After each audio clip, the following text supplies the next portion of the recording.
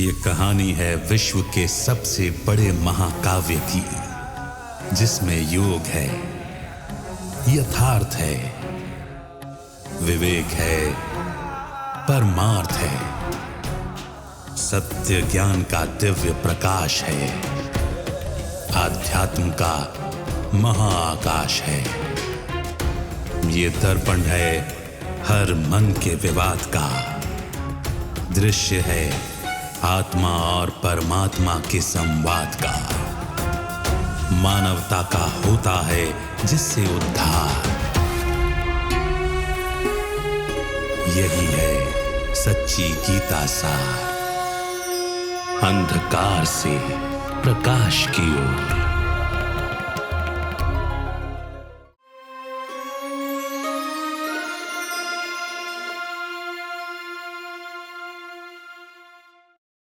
नमस्कार। अंधकार से प्रकाश की ओर सच्ची गीता सार इस कार्यक्रम में आप सभी का स्वागत है। पिछले कई कड़ियों में हमने बातचीत के दौरान बहुत अच्छी बातों पर चिंतन किया है। कुछ चीजें सिर्फ सामने नजर आती हैं, इसका मतलब ये नहीं कि वो वैसे ही हैं। बहुत सारी चीजें एक गहरे अर्थ को लेकर एक संकेत के रूप में दिखाई जाती हैं। संकेत का वास्तविक अर्थ क्या है, उसे ज्ञान के नेत्र से समझने की आवश्यकता है, और भगवत गीता सत्यसार में हम यही प्रयास कर रहे हैं। जब हम गीता की किताब को उठाते हैं तो आजकल जो चित्र उसके ऊपर बना हुआ नजर आता है, वहां पर एक युद्ध का मैदान दिखाई देता है। दो सेनाएं आमने सामने खड़ी हैं, बहुत सारे हाथी, घोड़े, रथ, यही सब कुछ नजर आता है। मगर क्या गीता हिंसक युद्ध के बारे में बात करती है?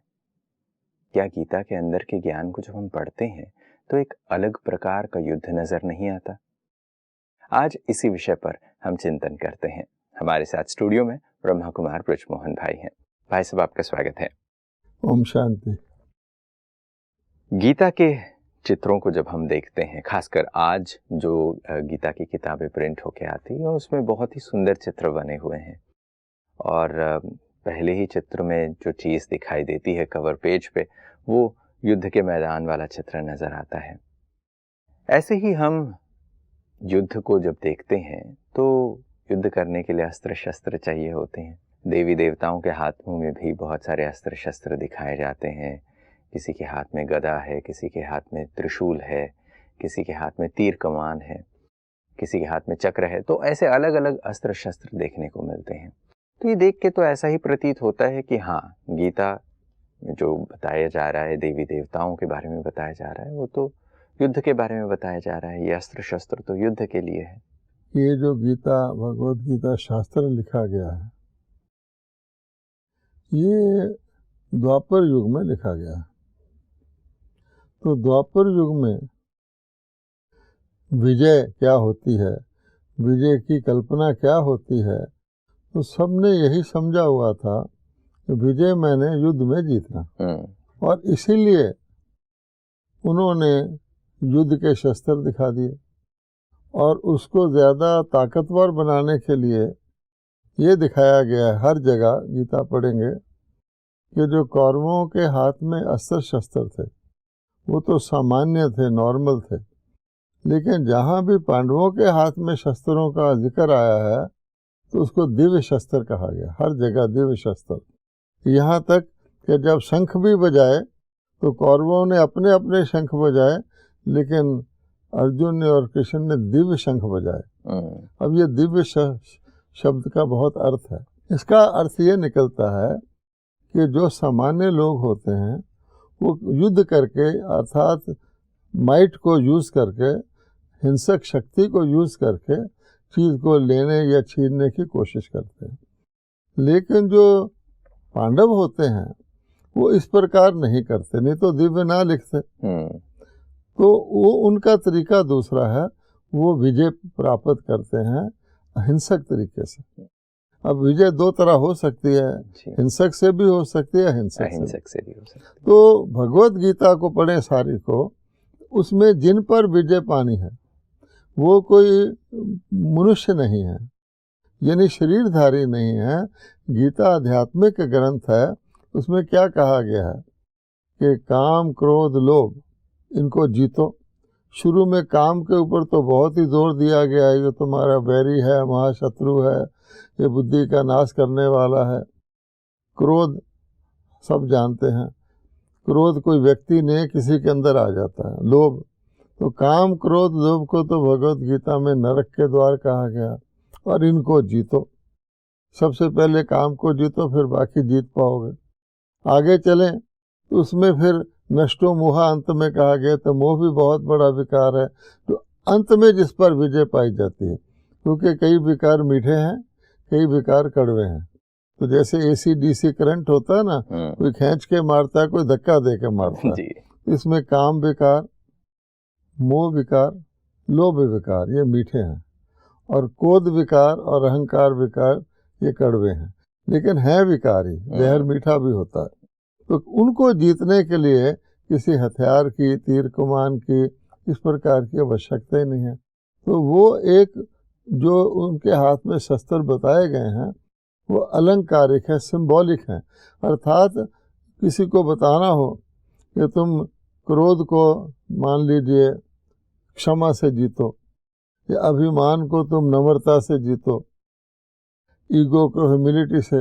अब नम्रता भी कोई व्यक्ति नहीं है, इसलिए उन्होंने फिर शस्त्र दिखा दिए। तो जो भी सिंबोलिज्म है वो अलंकारिक रूप से दिखाए गए हैं, और वो एक दिव्य शस्त्र की बात कर रहे हैं, वो एक फिजिकल वेपन की बात नहीं है। और हिंसक युद्ध है, क्योंकि गीता में यही बताया गया है कि हिंसा पर अहिंसा की विजय। और अगर आप और गौर से देखेंगे इसको, तो आप ये पाएंगे भगवान ने हिंसा की परिभाषा दी है, वो अद्वितीय है। भगवान ने क्या कहा है कि तुम तो हिंसा को खून खराबा, लड़ाई झगड़ा, मार धराई देखते हो, ये पांचों विकार सबसे बड़ी हिंसा है। अब क्रोध जो है, आप क्रोध से दूसरे व्यक्ति का, उसका सारा सम्मान खींच लेते हैं, उसको एकदम शेक कर देते हैं, तो है तो हिंसा ना। अहंकार से किसी को आप इतना दबा देते हैं, है तो हिंसा ना। लोभ से आप मीठी मीठी बात में उसका शोषण कर डालते हैं, जैसे कोई दुकानदार कस्टमर को लूट ले, है तो हिंसा ना। और काम विकार को तो कहा गया है क्रिमिनल असॉल्ट। कोर्ट में जाएं तो काम विकार के जितने भी मुकदमे होते हैं, उसका नाम ये सिविल असॉल्ट भी नहीं, क्रिमिनल असॉल्ट है, मुजरिमाना हरकत है। और क्या हो सकता है। इसलिए भगवान ने ये परिभाषा दी है कि इस हिंसा को हिंसा के द्वारा नहीं जीता जा सकता, आग को आग से नहीं बुझाया जा सकता, इसको अहिंसा के द्वारा जीता जा। जैसे ये बात आपने कही कि अहिंसा द्वारा इसे जीता जा सकता है, और ये अहिंसक बात हो रही है, तो ऐसे एक अहिंसक अटल अखंड स्वराज्य की स्थापना क्या महाभारत के युद्ध से हुई थी फिर? देखिए, उस समय दो चीजें हैं, महाभारत भी है और गीता भी है, दोनों समकालीन हैं। तो एक कार्य गीता से हुआ है, एक कार्य महाभारत से हुआ, में बिल्कुल स्पष्ट होना चाहिए। क्योंकि गीता का फर्स्ट श्लोक क्या है, धर्म क्षेत्रे कुरुक्षेत्रे। एक तो कुरुक्षेत्र है महाभारत के लिए, और एक धर्म क्षेत्र है गीता के लिए। वो धर्म क्षेत्र व्यक्ति का हृदय है, उसका मस्तिष्क है। तो भगवान कहते हैं कि महाभारत के द्वारा भी बहुत इम्पोर्टेंट काम हुआ, लेकिन ये जो अटल अखंड निर्विघ्न सुख शांति में स्वराज की स्थापना हुई, ये गीता ज्ञान के द्वारा हुई। और ये भी है कि आप सारे वर्ल्ड का इतिहास देख लीजिए कि सारी दुनिया के ऊपर अटल अखंड यानी सारा वैश्विक राज्य, चक्रवर्ती स्वराज हिंसा से स्थापित नहीं हो सकता। आज भी दुनिया में हिंसक शक्तियां हैं, जिनको हम सुपर पावर कहते हैं, वो हिंसा से सारी दुनिया को 300 बार तबाह कर सकते हैं, जरा सी हिंसा से। लेकिन क्या वो विश्व पर राज्य कर पा सकते हैं? नहीं, क्योंकि हिंसा का मतलब है फूट। दो व्यक्तियों में डिफरेंस होगा तभी तो हिंसा होगी। इसलिए भगवान कहता है कि ये जो अहिंसक था, ये अहिंसा से स्थापित हुआ। ये तो सीधी बात हो गई। महाभारत से फिर क्या हुआ कि जब खराब व्यक्ति और अच्छे व्यक्ति, देखिए, या तो अच्छे ही व्यक्ति हो, कोई प्रॉब्लम नहीं, या लड़ने झगड़ने वाले हो तो भी कोई प्रॉब्लम नहीं, वो अपने ढंग से लड़ झगड़ रहे हैं, वो मौज कर रहे हैं। लेकिन जहाँ दो इकट्ठे हो गए कहीं, और जो भगवान गीता सुना के करता है कि सारे के सारे तो हिंसक ही थे, भगवान ने आके उनमें कुछ पांडवों को, थोड़े से लोगों को अहिंसक बनाया। अब दो इकट्ठे होंगे तो क्या हिंसक लोग अहिंसक लोगों को आराम से रहने देंगे? पॉसिबल ही नहीं है, नहीं संभव है ना। तो इसलिए उनको रहने, भगवान ऑलमाइटी है तो उसको मालूम है क्या करना है। तो 3 कर्तव्य गीता के भगवान के दिखाए गए हैं, स्थापना, पालना और विनाश। तो विनाश महाभारत द्वारा हो गया, स्थापना गीता ज्ञान द्वारा हो गई, अब पालना होनी है। तो दोनों इकट्ठे होंगे तो नहीं होगी, इसलिए भगवान ने कहा कि दोनों के हम युग ही अलग है और दोनों के निवास स्थान ही अलग है। ये जो दिखाया गया है देव असुर संग्राम, देवता कभी लड़ते हैं क्या?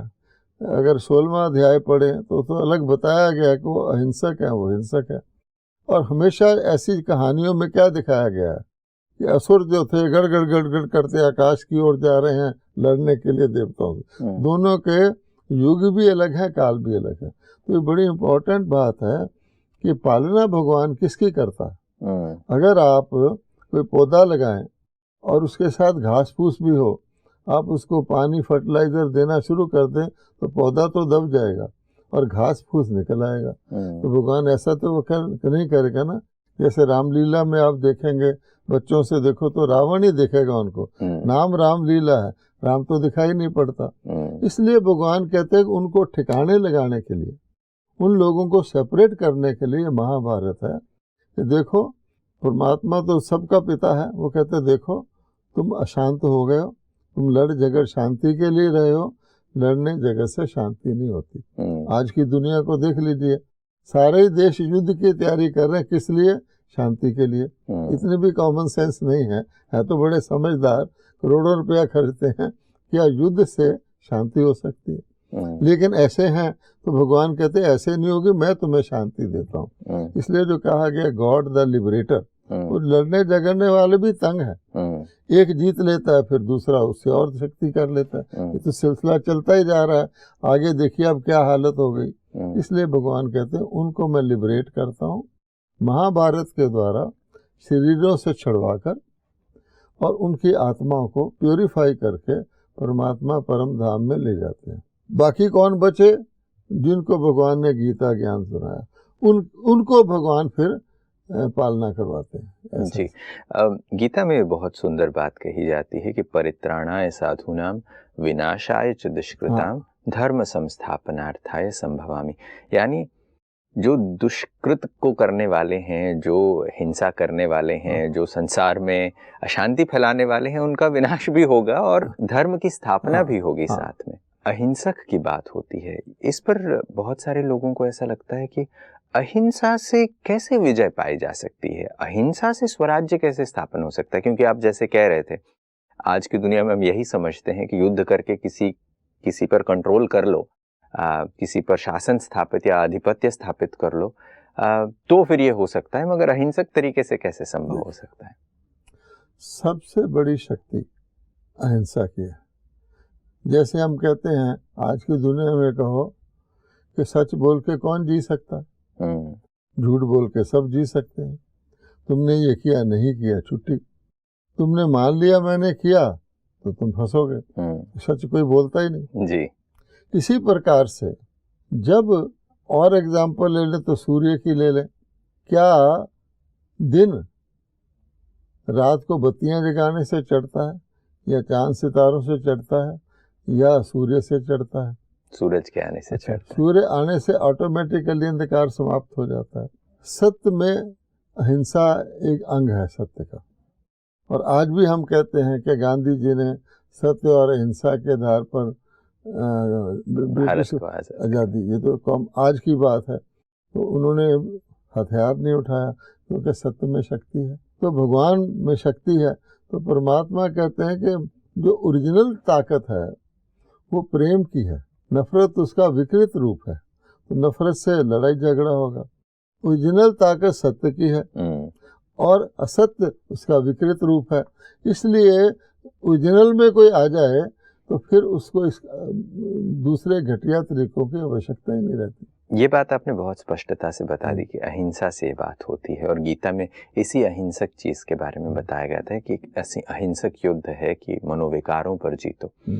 मगर जब गीता के चित्रों को हम देखते हैं, गीता शास्त्र में जो चित्र बने हुए हैं उसे देखते हैं, तो वहाँ पर तो घोड़े गाड़ी दिखाए गए हैं, रथ दिखाए गए हैं, हाथी हैं, पैदल सैनिक हैं, अक्षौणी सेना को चित्रित करने का प्रयास किया गया है। तो जब हम ये चित्र देखते हैं तो क्या ये भ्रांति नहीं हो जाती कि हाँ एक हिंसक युद्ध की बात हो रही है? देखिए, अगर आप महाभारत के सीन को सामने लाएं कि सारी दुनिया की आत्माओं को लिबरेट करना है, तो आपके ख्याल में क्या कोई घोड़े गाड़ी आदि की सेना से सारी दुनिया को दुख से या पापियों का विनाश हो सकता है? एक घोड़े को यहाँ से ब्राज़ील जाने में कितना टाइम लगता है? तो वास्तव में जो युद्ध हुई महाभारत की वो इन चीज़ों से हुई नहीं। अब जैसे वही धर्मग्लानि का समय है और उस युद्ध की तैयारी हम देख रहे हैं, तो आप क्या देखते हैं?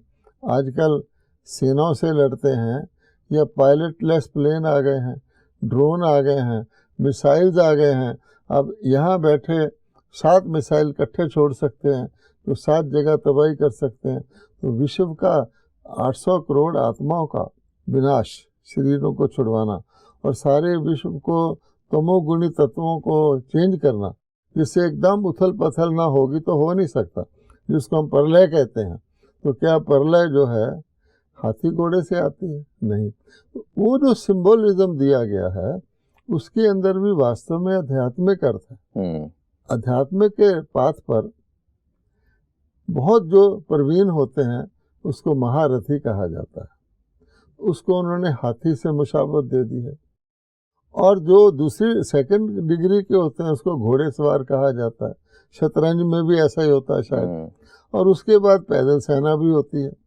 तो उसका भाव ये है कि अध्यात्म के पथ पर जो लोग चलते हैं, पांडव हैं जैसे, पांडवों में भी तो महारथी भी तो थे जी, और बी ग्रेड के भी थे।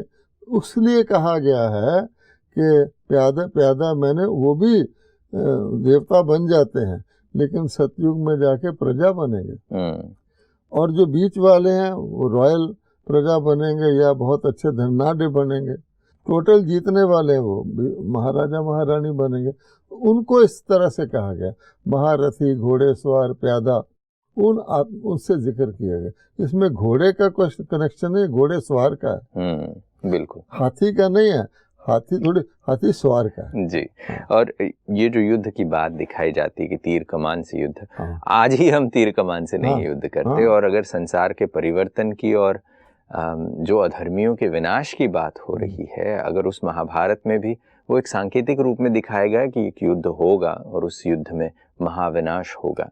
और आपके पहले प्रश्न में मुझे एक और बात याद आई है जी, कि गीता के भगवान ने तो बंसरी बजाकर स्वर्ग की स्थापना कर ली थी। उनका हथियार क्या था? बांसुरी, जिसको कृष्ण जी के हाथ में दिखाया गया है। और बांसुरी कुछ नहीं, ये गीता ज्ञान ही है। आप देखिए कि कहा जाता है आज भी चैन की बंसी बजाई, ये नहीं कहा तीर कमान से चैन हो गया। तो भगवान ने तो मैजिकल म्यूजिकल जो होती है कि नहीं, उसके बांसुरी की सुर से ही देवता बना दिया। अगर बांसुरी से सांप झूम सकता है तो वशीले मनुष्य भी तो झूम सकते हैं जी। और देख लीजिए भगवान के असली कर्तव्य जो हैं वो युद्ध के मैदान में ले गए, लेके रास कराई। एक जैसे लोग रास में क्या होता है, जैसे मिलिट्री वाले मार्च करते हैं, वो दूसरी मिलिट्री है, लेकिन वो तो हिंसक वाली है। लेकिन आपने देखना हो तो असली मार्च क्या होता है, तो रास देखिए, रासलीला देखिए, मोटा हो छोटा हो कैसे वो सिम्फनी में बैठ के अपने कदम उठाते हैं, साथ बंसरी बजती है। तो इस तरीके से भगवान ने स्थापना की। और जब हम ये शब्द सुनते हैं गीता, तो इंग्लिश में लोग इसे द डिवाइन सॉन्ग कहते हैं, तो एक डिवाइन सिम्फनी है। और देखिए कि सतयुग का जो सिंबल दिया जाता है, एक दुनिया के ग्लोब पर श्री कृष्ण को बैठे बंसरी बजाते हुए नहीं तो वहाँ बंसरी की क्या जरूरत पड़ गई। देवताओं के पास और भी म्यूजिकल इंस्ट्रूमेंट होंगे। ये इसका सिंबॉलिक है, जैसे वो सिंबॉलिक है ये भी सिंबॉलिक है। जैसे हमने ये बात समझ ली कि ये सारे अस्त्र शस्त्र जो है वो एक सिंबॉलिक चीज़ के बारे में है, गीता पर भी जब हम ये चर्चा कर रहे हैं तो बहुत सारी चीज़ें समझ में आ रही हैं। जैसे श्री कृष्ण के हाथ में बंसुरी दिखाई गई है, वहीं श्री राम के हाथ में तीर कमान दिखाए गए हैं। तो क्या है, अब ये समझ में आ रहा है कि एक्चुअल में तीर कमान नहीं होगा, वो भी किसी चीज़ का सिंबॉलिक है। देखिए, अगर आज की गीता के पुस्तक पर मोर मुकुटधारी कृष्ण और बंसरी दिखाई हो तो कितना खूबसूरत लगे, क्योंकि नेक्स्ट पेज ही तुम्हें माता से पिता कहा गया, उसका युद्ध से कुछ लेना देना नहीं।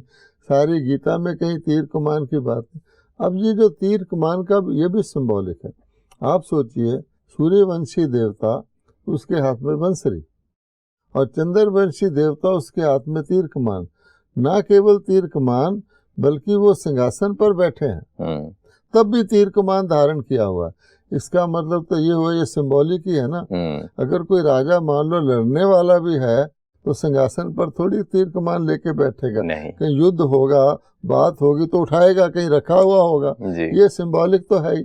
इसका भाव अर्थ ये है कि भगवान कहते हैं कि जब मैं ज्ञान देता हूँ तो उसमें जो आत्माएं उस ज्ञान को पूरी तरह धारण करके संपन्न बन जाती हैं, संपूर्ण बन जाती हैं, वो तो सूर्यवंशी बनती हैं, बंसी वाले।